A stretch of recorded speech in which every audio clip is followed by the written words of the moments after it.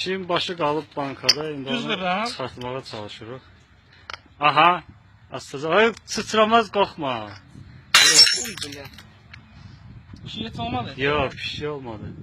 Öz bankaya olur. Ay nasıl çıkardın? Diyan gözle. Sən oradan vurmaq lazımdır. Ben bir Dibdən. dakika. Ay başlasın sana. Astaca vur. Prosta. Bir şey gözle bir dakika. Gözle bir dakika. Astaca vur. Bək vurma ya. Asta Ya. vur ki. Evet.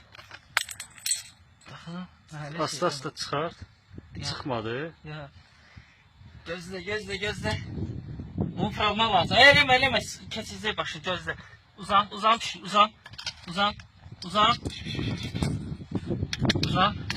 Yan belə tutun. Vur. O başladı. Pobega. Get keyif elə. Al. Başladı ne var? Şey. Bu dəqiqə